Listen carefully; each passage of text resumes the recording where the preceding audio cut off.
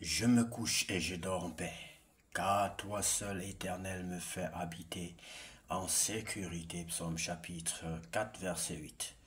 Psaume chapitre 4, verset 8. Je me couche et je dors en paix, car toi seul, Éternel, me fais habiter en sécurité. Psaume chapitre 4, verset 8. Psaume chapitre 4, verset 8. Bonsoir bien-aimés, c'est l'heure de la prière en ce mardi 22 avril 2025. Seigneur, prions ensemble bien-aimés. Seigneur, en cette fin de journée, nous venons te remercier pour ta grâce qui nous accompagne, Père Céleste. Merci pour ta protection, pour la paix que tu as mise dans nos cœurs et pour les bénédictions visibles ou discrètes que tu nous as accordées alors que nous nous préparons à nous reposer. Nous te remettons nos pensées, nos familles, nos projets. Remplis notre nuit de ta paix et renouvelle nos forces dans ton amour. Ta parole nous rassure. Je me couche et je dors en paix, car toi seul, Éternel, me fais habiter en sécurité. Psaume chapitre 4, verset 8.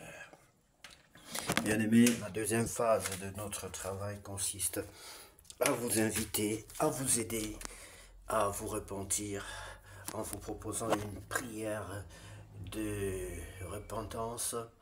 Si vous êtes donc des non-croyants ou des non-chrétiens ou des personnes qui n'ont pas encore reçu le Seigneur Jésus-Christ dans leur vie comme leur sauveur personnel, si vous n'êtes pas né de nouveau, même si vous êtes croyant, vous devez donc accepter le Seigneur Jésus-Christ dans votre vie comme votre sauveur et votre Seigneur. C'est-à-dire faire de lui, lui laisser la place, lui laisser la possibilité de diriger votre vie, d'être le maître et le Seigneur de votre vie, d'être le roi, d'être la personne à qui vous devez le plus le respect dans ce monde, d'être votre Dieu.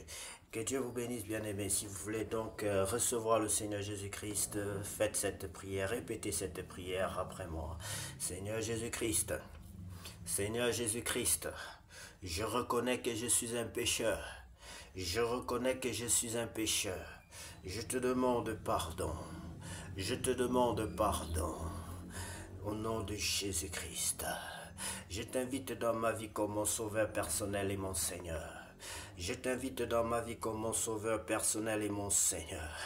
Je t'invite dans ma vie comme mon sauveur personnel et mon Seigneur. Seigneur Jésus-Christ, prends soin de moi. Prends ma vie telle qu'elle est. Je ne suis pas digne d'entrer dans ta présence. Je ne suis pas digne de m'approcher de toi car mon corps et mon cœur, mon être est souillé, souillé de tout type de péché. Mais je te demande encore pardon, Seigneur. Accepte-moi. Je viens déposer au pied de la croix mes fautes, mes péchés, mes transgressions, ma haine, tout type de péché que je pratiquais, la calomnie, le vol, le mensonge, la fornication, tout type de péché, je te demande pardon, Seigneur. Au nom de Jésus-Christ, remplis-moi de ton Esprit Saint. Baptise-moi et remplis-moi de ton Esprit Saint, Père Céleste, au nom de Jésus. Baptise-moi et remplis-moi de ton Esprit Saint, Père Céleste, au nom de Jésus-Christ. Bien-aimés, maintenant nous allons lire la parole de Dieu dans le livre d'Exode chapitre 8. L'Éternel dit à Moïse, dis à Aaron, étends ta main avec ta verge sur les rivières, sur les ruisseaux et sur les étangs, et fais monter les grenouilles sur le pays d'Égypte. Aaron étendit sa main sur les eaux de l'Égypte, et les grenouilles montèrent et couvrirent le pays d'Égypte. Mais les magiciens en firent autant par leur enchantement. Ils firent monter les grenouilles sur le pays d'Égypte. Pharaon appela Moïse et Aaron et dit, priez l'Éternel afin qu'il éloigne les grenouilles de moi et de mon peuple, et je laisserai aller le peuple pour qu'il offre des sacrifices à l'Éternel. Vous voyez ici, bien aimés, des miracles un peu similaires, démonstration de puissance. En temps normal, le miracle reste le miracle. Qui vient du diable ou bien de Dieu, c'est quelque chose de spectaculaire. C'est-à-dire quelque chose qui sort de l'invisible. Et les Égyptiens pouvaient faire apparaître le serpent, mais Dieu est celui qui est au cœur de tous les secrets du monde. Dieu est celui qui connaît tous les secrets des miracles et pour cela il est largement au-dessus. Donc là où nos miracles se terminent, c'est là où pour lui commence, bien aimé. Même si, supposons qu'il ne soit pas lui-même un Dieu, le miracle des miracles, mais une personne qui connaît les secrets de tous les magiciens du monde, connaît forcément qui est le plus grand magicien et peut facilement déjouer ses enchanteurs. Bien-aimé, que Dieu vous bénisse. Continuons la lecture au verset 5. Moïse dit à Pharaon, à toi l'honneur de me fixer le moment où je dois intercéder pour toi, pour tes serviteurs et pour ton peuple, afin que le Seigneur retire les grenouilles loin de toi et de tes maisons. Il n'en restera que dans le fleuve. Il répondit demain et Moïse dit, il en sera ainsi, afin que tu saches que nul n'est semblable à toi, notre Dieu. Les grenouilles s'éloigneront de toi et de tes maisons, de tes serviteurs et de ton peuple. Il n'en restera que dans le fleuve. Moïse et Aaron sortirent de chez Pharaon et Moïse cria à l'Éternel au sujet des grenouilles dont il avait frappé Pharaon. L'Éternel fit ce que demandait Moïse et les grenouilles périrent dans les maisons, dans les cours et dans les champs. On les entacha par monceaux et le pays fut infecté. Pharaon, voyant qu'il y avait du relâche, endurci son cœur et il n'écouta point Moïse et Aaron selon ce que l'Éternel avait dit. L'Éternel dit à Moïse, dit à Aaron, étends ta main et frappe la poussière de la terre, elle se changera en poudre dans tout le pays d'Égypte. Ils firent ainsi, Aaron étendit sa main avec sa verge et il frappa la poussière de la terre, et elle fut changée en poudre sur les hommes et sur les animaux. Toute la poussière de la terre fut changée en poudre dans tout le pays d'Égypte. Les magiciens employèrent leur enchantement pour produire les poux, mais ils ne purent pas. Les poux étaient sur les hommes et sur les animaux. Et les magiciens dirent à Pharaon, c'est le doigt de Dieu. Le cœur de Pharaon s'endurcit et il n'écouta point Moïse et Aaron selon ce que l'Éternel avait dit. Les mouches venimeuses. L'Éternel dit à Moïse, lève-toi de bon matin et présente-toi devant Pharaon. Il sortira pour aller près de l'eau. Tu lui diras, ainsi parle l'Éternel, laisse aller mon peuple afin qu'il me serve. Et si tu ne laisses pas aller mon peuple, je vais envoyer les mouches venimeuses contre toi, contre tes serviteurs, contre ton peuple et contre tes maisons. Les maisons des Égyptiens seront remplies de mouches et le sol en sera couvert. Mais en ce jour-là, je distinguerai le pays de Gozen où habite mon peuple.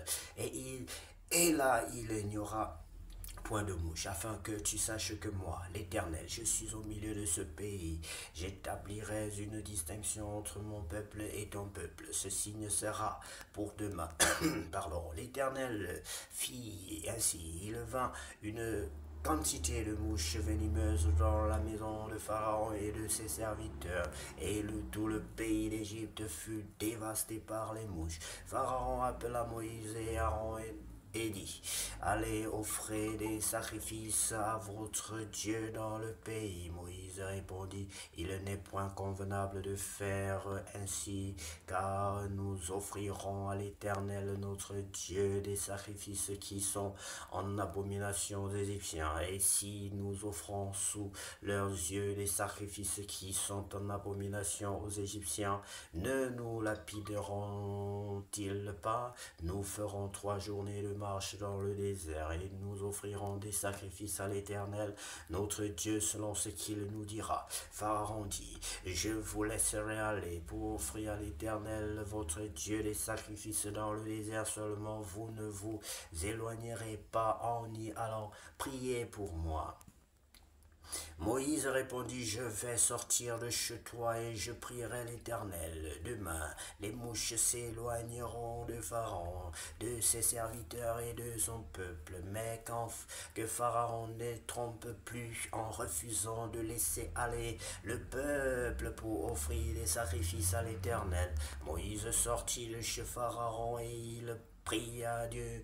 L'Éternel fit ce que demandait Moïse, et les mouches s'éloignèrent de Pharaon, de ses serviteurs et de son peuple. Il n'en resta pas une. Mais Pharaon, cette fois encore, endurcit son cœur, et il ne laissa point aller le peuple. Bien-aimé, histoire extraordinaire à lire et à relire pour bien mémoriser et pour bien comprendre, surtout comprendre la parole de Dieu, que le Saint-Esprit vous ouvre les yeux, votre entendement spirituel, dispose votre cœur à recevoir cette semence comme cela se doit, bien aimé, que vos terres, nos cœurs soient des terres fertiles à la réception de la parole de Dieu, de ce grain qui doit pousser et porter des fruits. Qu'à toi seul, Seigneur, revienne la gloire, la puissance et l'honneur pour tous les siècles. Amen.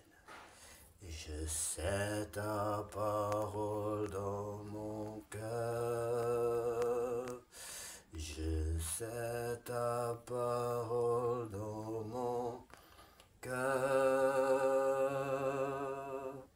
Pour ne pas pécher contre toi, Seigneur. Je sais ta parole. Bien-aimé, que Dieu vous bénisse abondamment et que cette nuit soit la plus belle de toutes les nuits vécues sur cette terre. Au nom de Jésus-Christ de Nazareth, nous avons ainsi prié. Amen.